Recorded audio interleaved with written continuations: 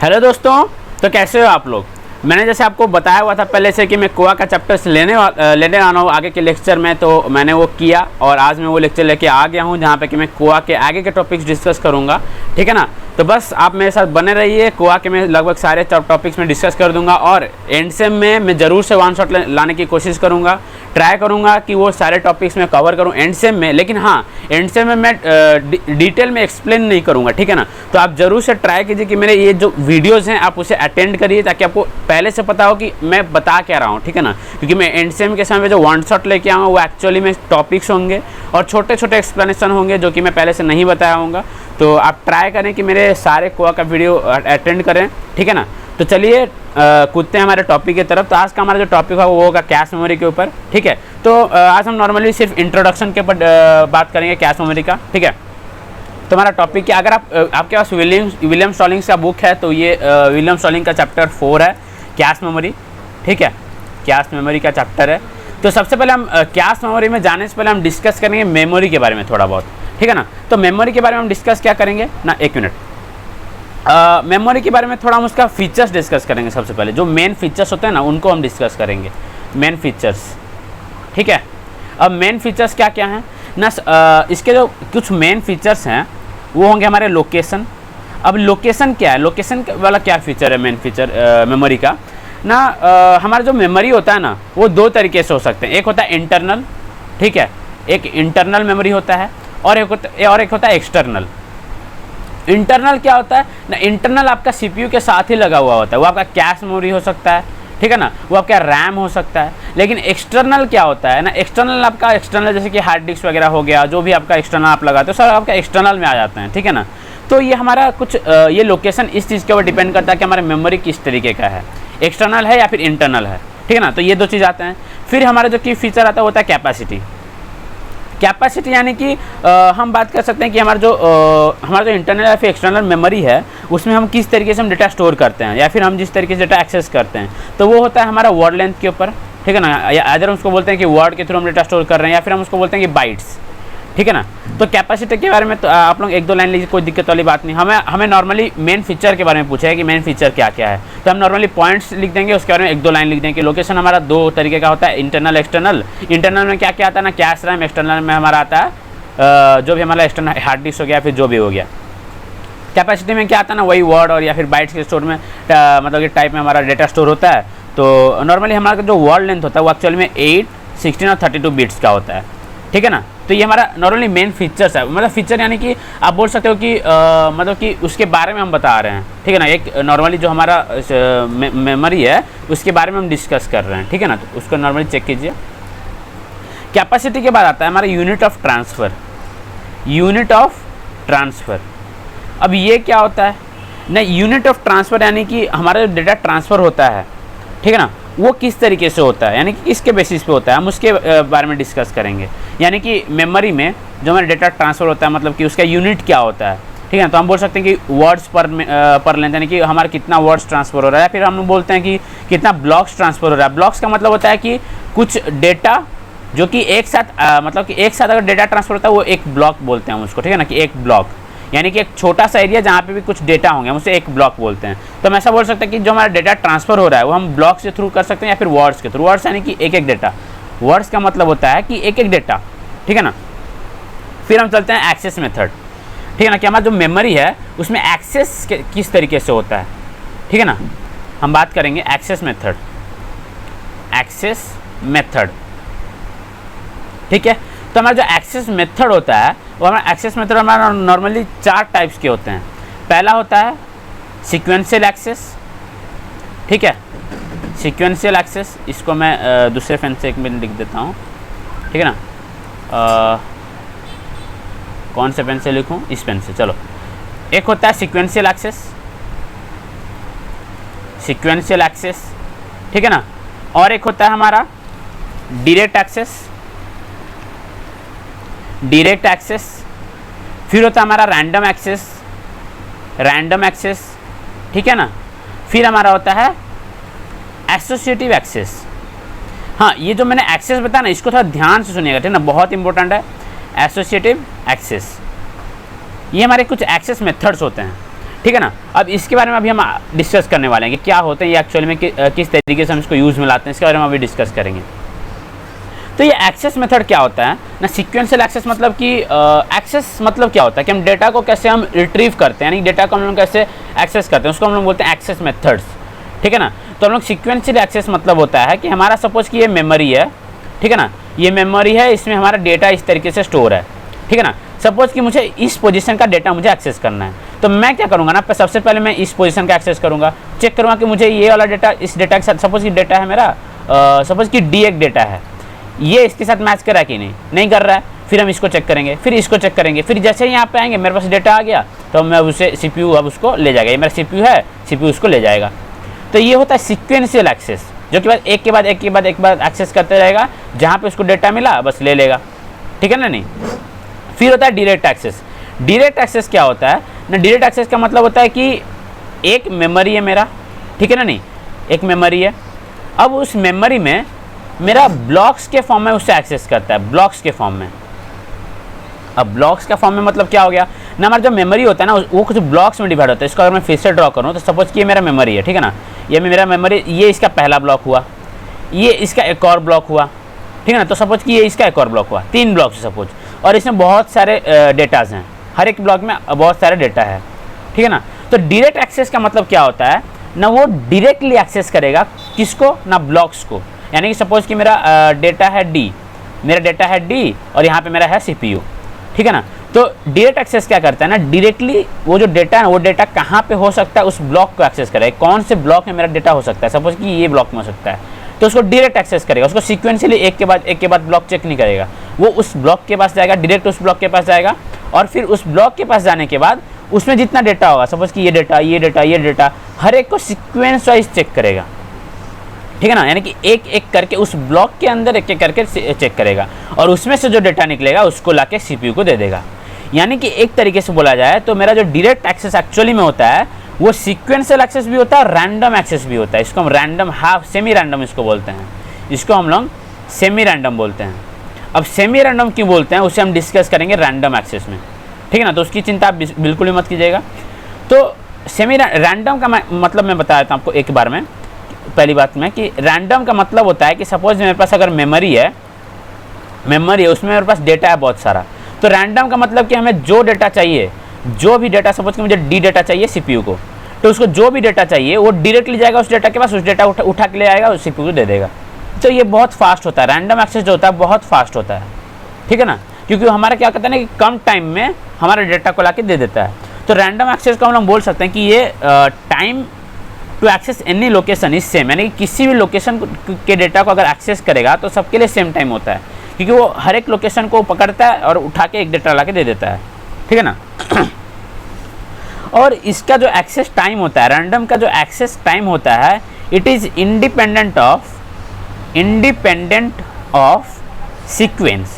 Independent of sequence का मतलब होता है कि डेटा किसी भी फॉर्मेट में हो, वो एक के बाद चेक नहीं करता है, वो डायरेक्ट जाएगा, डेटा को उठा के लाएगा। यहाँ पे सपोज कि डेटा उठा के लाया, जाके दे देगा, उसको पता है कि कहाँ से लेना है, लोकेशन मिल गया, उठा के ला दिया, दे दिया। ये होता है रैंडम एक्सेस।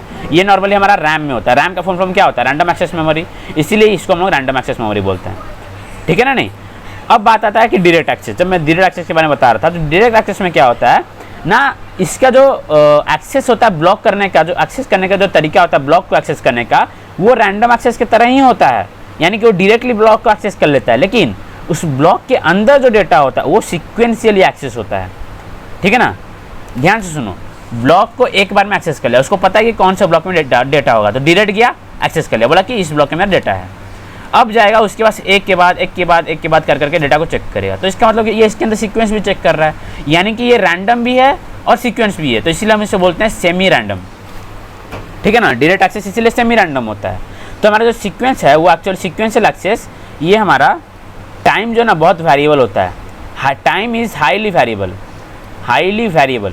हम इसे टाइम हाईली वेरिएबल क्यों बोलते हैं सीक्वेंशियल में, क्योंकि सीक्वेंशियल में सपोज कि मुझे यहाँ पे लास्ट वाला डेटा चाहिए, तो क्या होता है ना कि ऊपर से चेक कर करके आएगा और लास्ट में आते तक बहुत टाइम ले जाता है वो। अगर सपोज कि मुझे पहला वाला डेटा चाहिए तो पहले में ही मिल गया, तो पहले में ला के दे दिया, यानी कि पहले वाले के लिए मेरा क्या होगा ना, टाइम बहुत कम होगा और इसके लिए बहुत हाई होगा। तो यानी कि टाइम बहुत ज़्यादा भारी करता है हर एक के लिए।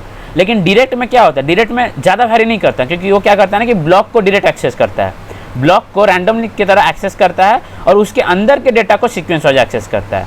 तो इसमें टाइम तो वेरिएबल होता है लेकिन हाईली वेरिएबल नहीं होता। Time is variable but not highly variable, ठीक है ना। लेकिन इस केस में, रैंडम के केस में, time is not variable, time is constant, time is constant for all data access, for all data access, ठीक है ना। इसको ध्यान से सुनिएगा, ठीक है ना। फिर आता है एसोसिएटिव एक्सेस। अब एसोसिएटिव एक्सेस को हम एक एग्जांपल के थ्रू समझेंगे, ठीक है ना। ये बहुत इंपॉर्टेंट है, इसको थोड़ा ध्यान से सुनिएगा। सपोज कि मैं अगर आपको एक एग्जांपल दूं, सीआईडी तो सबको देखते होगे, सीआईडी, ठीक है ना। सीआईडी में क्या होता है ना, आपको पता, सपोज कि ये मेरा सीआईडी का हब है जहाँ पे कि बहुत सारे ऑफिसर्स हैं, ठीक है ना। तो उसमें सपोज कि प्रद्युम्न है, आपको पता है प्रद्युम्न कौन होता है, वो जो बोलते हैं ना जो एससीबी प्रद्युम्न, ठीक है ना। तो वो क्या करेगा ना, सपोज कि एक कल्प्रिट को पकड़ना है, एक क्रिमिनल केस हुआ, उसमें क्राइम में एक जो चोर है या फिर जो मतलब क्रिमिनल है उसको पकड़ना है। तो सपोज कि एक एरिया में रहता है वो क्रिमिनल और वहाँ पे बहुत सारे घर हैं, ठीक है ना, वहाँ पे बहुत सारा घर है, सपोज कि 100 प्लस घर है, ठीक है ना। और प्रद्युम्न क्या बोलेगा ना, उसके मतलब कि सपोज कि बहुत सारे टीम हैं और वो किसी एक टीम को बोलता है कि देखो वो जो क्रिमिनल है उसका एड्रेस है, मतलब कि हाउस का नंबर बता देगा कि वो हाउस नंबर 20 में रहता है। वो तो तुम जाओ उस 20 नंबर हाउस में जाओ, वहाँ पे क्रिमिनल है, उसको उठा के लेके आओ, फिर हम पूछताछ करेंगे कि वो क्रिमिनल है कि नहीं, ठीक है ना। पूछताछ करने के लिए तो वो क्या करेगा, ये टीम उठेगा, यहाँ से जाएगा, उसको उठाएगा, उठा के लाके वीडियो में लग देगा कि अब वो क्रिमिनल है कि नहीं। तो इसका मतलब क्या हो कि उसके पास पहले से ये एड्रेस पता है, उसको एड्रेस पता है और वो जा रहा है क्रिमिनल को डायरेक्ट उठा के ला रहा है। तो ये होता है कि हम एड्रेस के थ्रू हम जाते हैं, यानी कि जितना भी आपने देखा ना, रैंडम एक्सेस देखा आपने देखा डायरेक्ट एक्सेस देता, इस समय क्या होता है ना, इस समय एड्रेस पता है, ठीक है ना। लेकिन एसोसिएटिव में क्या होता है ना कि हमें एड्रेस पता नहीं है, हमें सिर्फ इतना पता है कि क्रिमिनल है, तो क्रिमिनल तो है लेकिन एड्रेस हमें पता नहीं है, ठीक है ना। तो हमारा जो एसोसिएटिव होता है वो एक्चुअली में डिपेंड करता है कंटेंट के ऊपर, कंटेंट के ऊपर। अभी कंटेंट क्या है ना, प्रद्युम्न को पता है कि क्रिमिनल कौन है, किसको उठाना है, यानी कि उसका नाम सिर्फ पता है, उसका नाम पता है, लेकिन कहाँ रहता है वो पता नहीं है, किस एरिया में रहता है पता है, यानी कि किस एरिया में रहता है वो पता है, लेकिन कहाँ रहता है पता नहीं है। तो अब क्या करेगा कि वो वहाँ पे जाएगा, हर किसी को पूछेगा कि अरे भाई ये इसका घर कहाँ पे, इसका घर कहाँ पे है, ठीक है ना। लेकिन इस बार क्या होगा कि एक टीम नहीं जाएगा, अगर 100 घर है तो 100 टीम, यानी कि 100 टीम यहाँ पे होंगे और 100 टीम हर एक घर में जाएंगे, यानी कि बोला जाए तो हर एक घर के लिए हर एक टीम होगा। अब वो एक साथ जाएंगे, अब एक साथ जाने के बाद टाइम कांस्टेंट लगा कि नहीं, यानी कि 100 टीम 100 घर में जा रहे हैं पूछने के लिए कि ये प्रद्युम्न का घर है, ये मतलब सपोज कि राम है कि मेरा क्रिमिनल, ये राम का घर है कि नहीं। 100 टीम 100 घर में गए, ठीक है ना। तो ये तो ईजी हो गया ना, यानी कि 100 टीम 100 घर में जा रहे हैं तो आराम से पता चल जाएगा कि एक सेकंड में कि कौन सा घर क्रिमिनल का घर है। अब वहाँ से सपोज कि ये घर क्रिमिनल का, इसको उठा के लाए वीडियो में, तो यहाँ इसके लिए तो एड्रेस नहीं चाहिए क्योंकि हर घर में हम जाके चेक किए, ठीक है ना। नहीं तो ये बहुत फास्ट हो जाता है, यानी कि 100 टीम को अगर भेजो तो कम टाइम में आप क्रिमिनल को पकड़ सकते हो। लेकिन अगर एक टीम को भेजो विदाउट एड्रेस अगर तुम एक टीम को भेजो तो वो 100 का 100 घर चेक करेगा, फिर बताएगा कि क्रिमिनल कहाँ पे है। तो यही फ़ायदा होता है अगर हम लोग ज़्यादा टीम भेजते हैं क्रिमिनल को चेक करने के लिए। तो यही सेम चीज़ हमारा एसोसिएटिव के लिए भी होता है। एसोसिएटिव में क्या होता है ना, एसोसिएटिव के केस में वो क्या करता है ना, ये अगर मेरा मेमोरी है, ठीक है ना, तो वो क्या करेगा ना, हर एक मेमोरी के लिए हर एक मतलब कि एक्सेस भेजेगा और चेक करेगा कि कहाँ पे मेरा डेटा स्टोर है, डेटा को खोजेगा साइमल्टेनियसली, हर एड्रेस को एक्सेस करेगा और डेटा को खोजेगा, और खोजने के बाद फिर वो डेटा को रिट्रीव करके सीपीयू में दे देगा। सीपीयू तो इससे क्या होता है ना, इससे हमारा टाइम बहुत कम जाता है, एक्सेस टाइम बहुत कम जाता है, ठीक है ना। लेकिन एसोसिएटिव का एक डिमेरिट है एसोसिएटिव का कि वो टाइम मतलब कि वो उसका कॉस्ट बहुत बढ़ जाता है। अगर आप लोग खुद सोचो कि आपको जितना ज़्यादा टीम देना होगा, ठीक है ना, आप लोग जितना ज़्यादा टीम दोगे आपका कॉस्ट उतना बढ़ जाएगा ना, यानी कि आप लोगों को फिर उन लोगों को पैसा उतना देना पड़ेगा। तो उस तरीके से हमारा एसोसिएटिव का कॉस्ट बढ़ जाता है, लेकिन it is the most fastest one, ठीक है ना। ये एक्सेस बहुत ज़्यादा फास्टेस्ट होता है, ठीक है ना। नहीं तो आपका एसोसिएटिव आपको समझ में आया। फिर हम चलते हैं परफॉर्मेंस के ऊपर। एसोसिएटिव हमारा नॉर्मली बहुत सारे कैश में यूज़ होता है, आप लोग चेक कीजिएगा, लेकिन इसलिए कैश देखिएगा बहुत महंगा होता है नॉर्मली, ठीक है ना। फिर हम चलते हैं परफॉर्मेंस के ऊपर। परफॉर्मेंस भी एक हमारा कैरेक्टरिस्टिक है। परफॉर्मेंस कैसे है ना, परफॉर्मेंस हमारा हम चेक कर सकते हैं 3 वे से। एक होता है एक्सेस टाइम, सबसे पहले, ठीक है ना, एक्सेस टाइम। जिसको हम लोग लैटेंसी भी बोल सकते हैं, लैटेंसी। अब ये लैटेंसी क्या होता है, ठीक है ना। लैटेंसी का मतलब होता है कि अगर मेरा ये मेमोरी है, ठीक है ना, ये मेरा मेमोरी है, सीपीयू क्या करेगा ना, उस मेमोरी में एड्रेस भेजा कि मेरा इस एड्रेस में डेटा है, और जितना उसको एड्रेस भेजने, जितना देर में वो एड्रेस भेजा एक्सेस करने के लिए, और वो एक्सेस करके जितना देर में डेटा आ रहा है, उसको हम लोग बोलते हैं लैटेंसी। यानी कि जितना देर में हम उसको रिट्रीव करने के लिए भेज रहे हैं एड्रेस, और जितना देर में हमें उससे एक्सेस करने के लिए मिल रहा है। यानी कि सपोज आपके पास एक कीबोर्ड है, आप लोग एंटर कर रहे हो के, तो कितना देर में आपके स्क्रीन के ऊपर वो के प्रिंट होके आ रहा है, उसको हम लोग बोलते हैं लैटेंसी। तो आप लोग देखो कि आप जब भी लैपटॉप खरीदने के जाते हो या फिर काउंटर खरीदने के जाते हो, तो आप एक सीपी करके होगा, सीपी ना कुछ ऐसे कुछ सीपी कुछ करके नंबर्स होते हैं, तो वो होता है एक्चुअली में कैश लैटेंसी, सीएल करके होगा, देखना आप सीएल करके कुछ नंबर्स होंगे, तो वो कैश लैटेंसी होता है, कैश मेमोरी का लैटेंसी। यानी कि लैटेंसी हमारा जितना कम होगा, लैटेंसी का मतलब कितना कम टाइम में हमें डेटा मिलता है, हमें डेटा रिट्रीव हो से मेमोरी से आ रहा है, तो उसे हम लोग बोलते हैं लैटेंसी। तो जितना लैटेंसी कम होगा आपका परफॉर्मेंस उतना बेहतर होगा। तो ये होता है हमारा एक्सेस टाइम, ठीक है ना। उसके बाद नेक्स्ट होता है जो बेसिस होता है वो हमारा होता है memory cycle time. Memory cycle time, अब ये मेमोरी साइकिल टाइम कैसे होता है, अगर आपने मेरा चैप्टर 2 देखा होगा कोआ का, तो उसमें मैंने आपको बताया था साइकिल टाइम, तो वही चीज़ यहाँ पे आ रहा है, memory cycle time. Memory cycle time मतलब कि मैंने जैसे आपको बताया था कि एक प्रोग्राम को रन करने में कितना साइकिल लगता है, यानी कि जितना साइकिल लगता है वो हमारा साइकिल होता है। अब उस साइकिल के लिए जितना टाइम लगता है वो हमारा साइकिल टाइम होता है, मेमोरी साइकिल टाइम, ठीक है ना। नॉर्मली हम लोग मेमोरी साइकिल टाइम को ऐसे भी लिखते हैं कि memory cycle time will be equal to access time plus transient time, एक मिनट, ट्रांजिएंट टाइम। ऐसा क्यों लिखते हैं ना, सपोज कि मुझे डेटा को एक्सेस करना है, तभी तो हम ऑपरेशन कर पाएंगे ना भाई। तो मैंने डेटा को एक्सेस किया, अब एक्सेस करने के बाद वो एक्सेस करने का जितना टाइम लगा, अब एक्सेस करने के बाद जो जितना टाइम लग रहा होगा, ठीक है ना, वो आपका कुछ भी हो सकता है, ठीक है ना, तो वो जितना टाइम लगा उसे हम लोग ट्रांजिएंट टाइम बोलते हैं, ठीक है ना। नहीं तो ये होता है हमारा मेमोरी साइकिल टाइम। और एक बेसिस क्या होता है ना, और एक बेसिस होता है ट्रांसफ़र रेट। ये क्या होता है ना, ये होता है हमारा कि rate at which a data can be transferred into और आउट टू द मेमोरी। यानी कि मेमोरी से हमारा कितने स्पीड में डेटा, यानी कितने रेट में हम डेटा को एक्सट्रैक्ट कर रहे हैं, या फिर कितने स्पीड में हम डेटा को राइट कर रहे हैं, ठीक है ना। उसे हम लोग बोलते हैं ट्रांसफ़र रेट।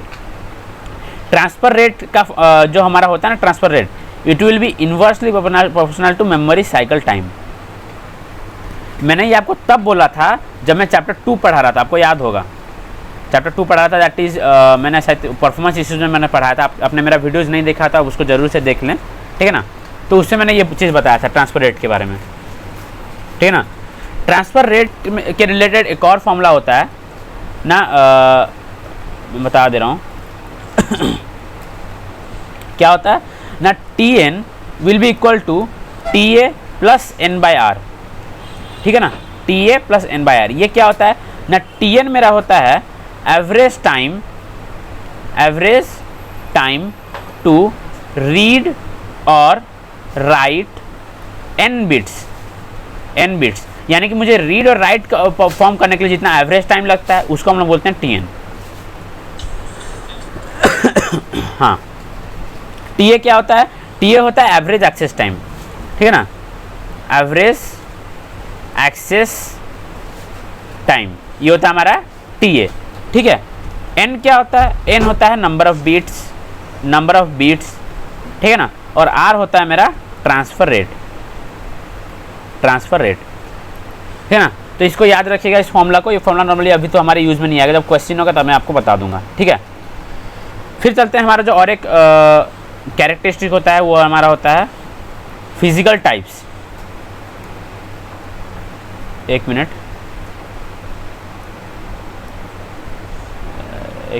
हाँ, फिजिकल टाइप्स, ठीक है। अब ये क्या होता है ना, ये कुछ प्रॉपर्टी होता है मेमोरी की, यानी कि मेमोरी हमारा किस चीज़ से बना हुआ है। एक हो सकता है सेमीकंडक्टर, या तो वो सेमीकंडक्टर से बना होता है, ठीक है ना, सेमीकंडक्टर से बना होता है, सेमीकंडक्टर, जिसको हम लोग सेमीकंडक्टर मेमोरी भी बोलते हैं। या तो फिर मैग्नेटिक सरफेस मेमोरी हम उसको बोलते हैं। मैग्नेट से भी बना होता है, magnetic surface memory, surface memory, ठीक है ना, किस चीज़ से बना हुआ है। और एक होता है ऑप्टिकल मेमोरी, ऑप्टिकल, ठीक है ना, ये मेमोरी टाइप आपको पूछ सकता है एग्जाम में, optical and magneto optical, magneto optical, ठीक है। तो ये होते हैं फिजिकल टाइप। बाकी इसमें आपको कुछ भी नहीं पूछने वाला, आपको पूछेगा कि इतने टाइप फिजिकल टाइप में क्या क्या आ सकता है। तो पहले होता है semiconductor memory, magnetic surface memory and optical magneto memory, और कुछ नहीं पूछेगा, ठीक है। फिर हम बात करते हैं फिजिकल कैरेक्टरिस्टिक के ऊपर, फिजिकल कैरेक्टरिस्टिक के ऊपर, फिजिकल कैरेक्टरिस्टिक्स। अच्छा, अब मुझे आप लोग एक बात बताओ, नॉन वोलाटाइल मेमोरी और वोलाटाइल के बारे में तो आप लोगों ने सुना होगा। नॉन वोलाटाइल और मैं क्या दे रहा हूँ, एंड एक्चुअली एंड वोलाटाइल, ये दोनों के बारे में तो आपको पता है कि नॉन वोलाटाइल क्या होता है, वोलाटाइल क्या होता है, ठीक है ना। एक मिनट, हाँ,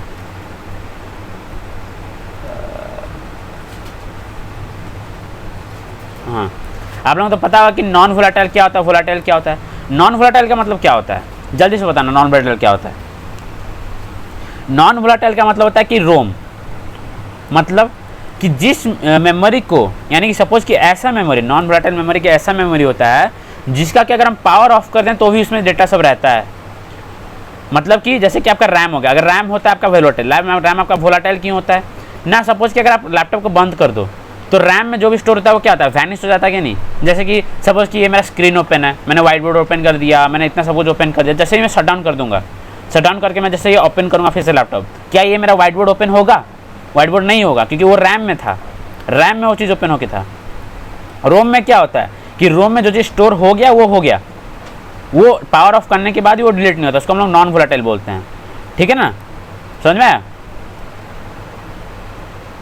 चलिए फिर जाता हूँ नेक्स्ट तरफ, ये होता है हमारा फिजिकल कैरेक्टरिस्टिक्स, ठीक है ना। फिर एक लास्ट पॉइंट होता है, वो होता है ऑर्गेनाइजेशन। ये तीन इतना इंपॉर्टेंट नहीं है, आपका नॉर्मली इंपॉर्टेंट जो था वो हमारा परफॉर्मेंस तक था, ठीक है ना, तो परफॉर्मेंस तक वो बहुत मेन था। बाकी इधर आपका और 3 पॉइंट आपको बस याद रखना और कुछ नहीं करना, ठीक है ना।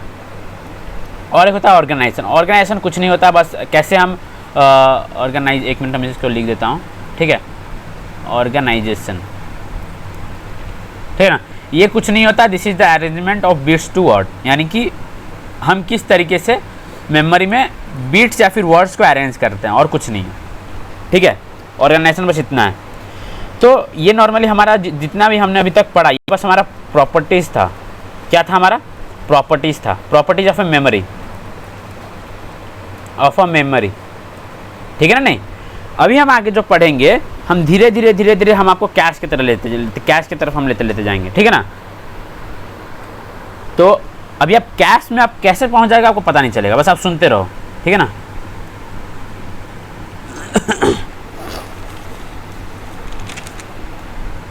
अभी हम पढ़ेंगे लोकेलिटी ऑफ रेफरेंस के बारे में, ठीक है। Locality of reference, locality of reference, reference, इसमें हम क्या पढ़ेंगे ना, लोकेलिटी ऑफ रेफरेंस का मतलब पहले क्या होता है हम समझेंगे, ठीक है ना। लोकेलिटी ऑफ रेफरेंस का मतलब कि सपोज कि ये एक मेरा मेमोरी है, ठीक है ना, ये मेरा मेमोरी है, इसमें कुछ लोग हैं, यानी कि इसमें कुछ डेटाज हैं। तो ऐसा पाया गया कि नॉर्मली जितने एक्सपेरिमेंट्स हुए उसमें ऐसा पाया गया कि अगर CPU एक डेटा को एक्सेस करता है, सपोज़ कि यहाँ पे मेरा डेटा है, ठीक है ना, सपोज़ कि यहाँ पे मेरा 100 नंबर पे मेरा ये वाला डेटा है, ऐसा पाया गया कि अगर CPU इस वाले डेटा को एक्सेस करता है तो अगली बार ऐसा चांसेस बहुत ज़्यादा होता है कि वो उसी डेटा को और एक बार एक्सेस करे या फिर उसके आसपास के भी डेटा को और एक्सेस करे। ऐसा चांसेस पाया गया ना, ऐसे एक्सपेरिमेंट में पाया गया कि वो उसी डेटा को और एक बार भी एक्सेस कर सकता है या फिर उसके आसपास के डेटा को एक्सेस कर सकता है। एक एग्जांपल देता हूँ, सपोज कि एक क्लासरूम है, क्लासरूम में एक टीचर है, आप और आपका दोस्त एक बेंच में बैठा हुआ है, ठीक है ना।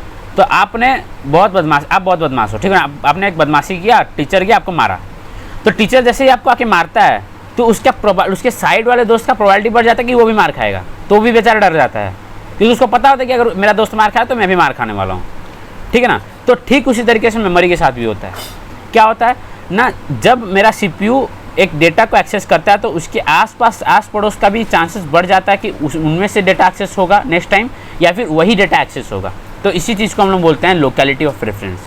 This is called as locality of reference, ठीक है ना। नहीं, मैं इसका एक नॉर्मल सा डेफिनेशन लिख देता हूँ, ठीक है।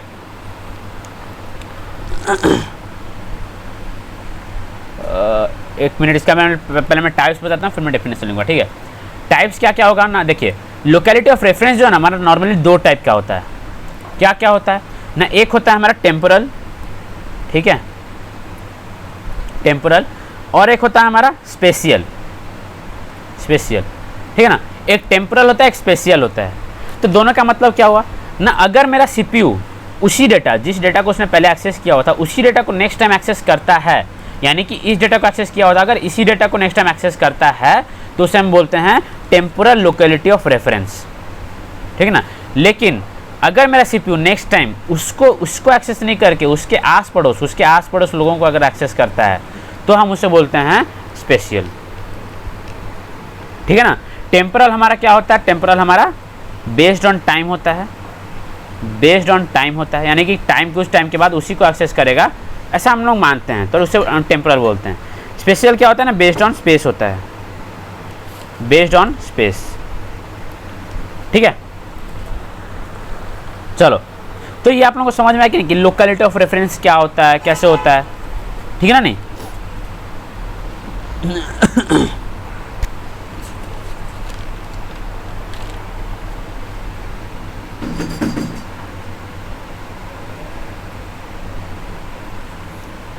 हाँ, फिर चलते हैं थोड़े और आगे चलते हैं कि लोकेलिटी ऑफ रेफरेंस हमारा नॉर्मली कहाँ पे यूज़ हुआ और इसका फ़ायदा क्या हुआ, ठीक है, इसका यूज़ कहाँ पे हुआ ना। सबसे पहले कि जो हमने लोकेलिटी ऑफ रेफरेंस हमने पढ़ा, ठीक है ना, उसका फ़ायदा क्या हुआ ना, मैं आपको बताता हूँ। सपोज़ कि मेरा CPU है, ये मेरा मेमोरी है। CPU क्या करता है ना, कुछ डेटा को बार बार कुछ समय के लिए यूज़ करता है। एक इसका एग्जाम्पल मैं अगर लूँ, सपोज़ कि विंटर सीजन है, आप लोग क्या करते हो कि आपके कपबोर्ड के कुछ पोर्शन ऑफ डेटा, माने कि कुछ पोर्शन के कपड़े को यूज़ करते हो। आप लोग थोड़ी ना कि आपने विंटर सीजन है आप लोग चड्डी गजी पहन के बस आप निकल गए, ऐसा थोड़ी होता है। विंटर सीजन में क्या होता है, विंटर सीजन में आप लोग स्वेटर्स वगैरह ज़्यादा यूज़ करते हो, ठीक है ना, विंटर के क्लॉथेस ज़्यादा यूज़ करते हो, यानी कि कपबोर्ड के कुछ पोर्शन के डेटा को ज़्यादा यूज़ करते हो, यानी कुछ समय के लिए उनको ज़्यादा यूज़ करते हो। तो वही सेम चीज़ CPU के केस में भी होता है, यानी कि CPU क्या करता है, कुछ पोर्शन ऑफ डेटा वो बहुत ज़्यादा यूज़ करता है कुछ समय के लिए। तो उससे क्या होता है ना, अब वो कुछ समय के लिए उसको यूज़ किया तो उसके लिए उसको एक्सेस करने के लिए बहुत समय चाहिए, यानी कि CPU एक्सेस कैसे करता है डेटा, नहीं यहाँ से जाएगा एक बार कर डेटा को एक्सेस करेगा, चेक करेगा कि कहाँ पे मेरा डेटा खोजेगा, फिर एक्सेस करेगा, तो उससे टाइम बहुत कंज्यूम होता है। It is time consuming.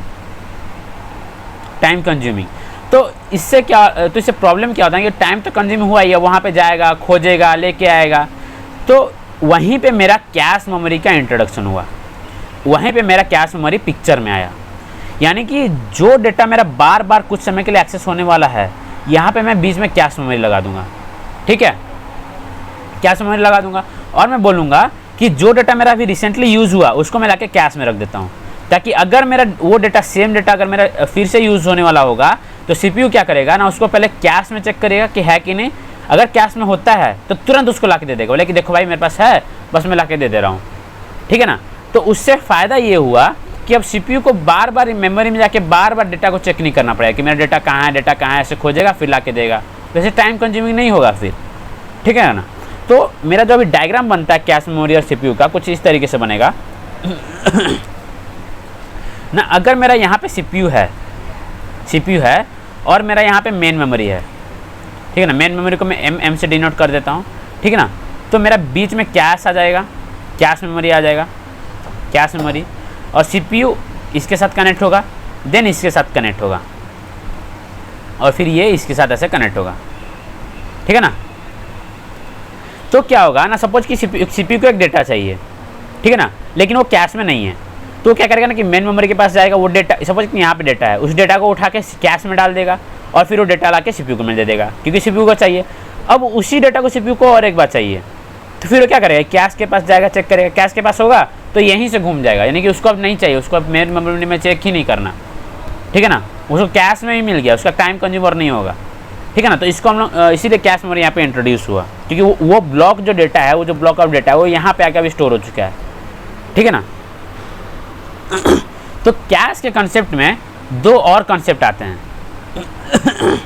क्या क्या आता है ना, एक मिनट, हाँ, कैश के कॉन्सेप्ट में दो और कॉन्सेप्ट क्या आते हैं ना, पहला आता है कैश हिट, ठीक है ना, एक आता है कैश हिट और एक आता है कैश मिस, ठीक है ना।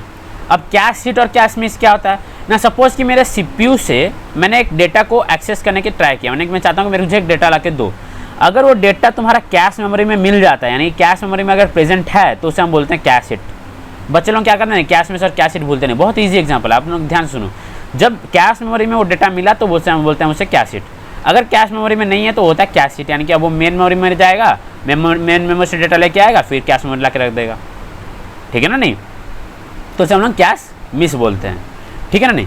अब हम बात करेंगे कि इसका रिलेशन, यानी कि एक परफॉर्मेंस बात करेंगे कैश हिट और कैश मिस के बारे में, ठीक है ना। नॉर्मली ये एग्जाम जो यूनिवर्सिटी लेवल के एग्जाम्स में नहीं आएगा, ठीक है ना, तो इस पे ज़्यादा ध्यान मत दीजिएगा अगर आप यूनिवर्सिटी लेवल के हो, लेकिन ये गेट लेवल पे पूछ सकता है, ठीक है ना। तो सपोज कि अगर मैं बात करूँ परफॉर्मेंस के बारे में, परफॉर्मेंस ऑफ कैश के बारे में, तो परफॉर्मेंस ऑफ कैश का मतलब होता है कि हिट रेशियो, हम इससे नॉर्मली हिट रेशियो बोलते हैं, हिट रेशियो आपका यूनिवर्सिटी लेवल में नहीं पूछेगा, ठीक है ना, मुझे जहाँ तक लग रहा है। तो कैश हिट को हम लोग एच से डिनोट करते हैं, तो कैश हिट का फॉर्मूला क्या होता है ना, H will be equal to number of hits by total memory request,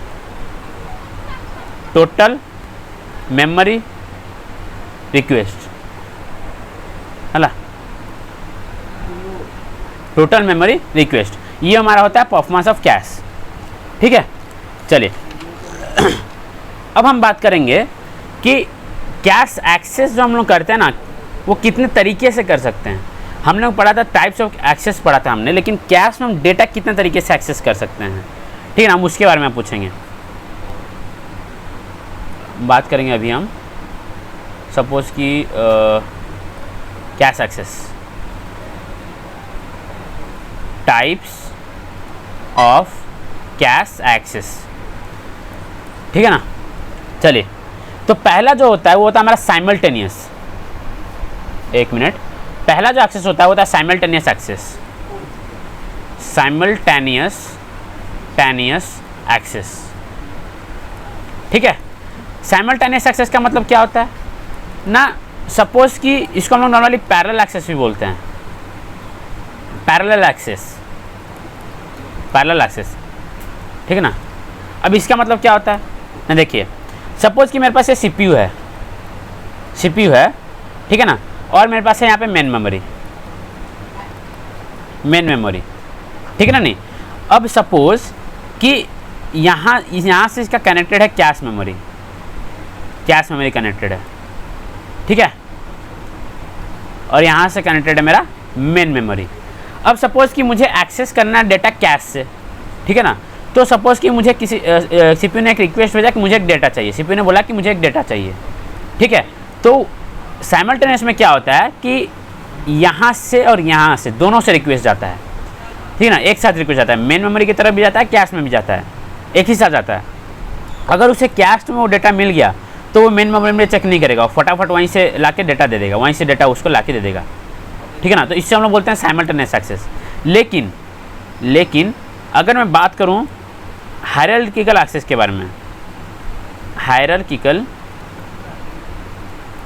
बारे में, तो इस एक्सेस में क्या होता है, ध्यान से सुनिएगा, ये एक्सेस और वो जो मैंने पहले एक्सेस बताया, दोनों एक्सेस डिफरेंट है, ठीक है ना, उस पर ध्यान मत दीजिएगा। ये एक्सेस क्या है ना, ये एक्सेस ये है कि हम लोग सीपीयू से हम डेटा कैसे एक्सेस कर रहे हैं कैश और मेमोरी में से, और जो मैंने पहले एक्सेस बताया था, इसके पहले जो बताया था वो था कि हम लोग मेमोरी से एक्सेस कैसे करते हैं डेटा, किस किस टाइप से कर सकते हैं, अदर मेमोरी या फिर कैश मेमोरी, कहीं से भी हम लोग किस किस तरीके से डेटा एक्सेस कर सकते हैं।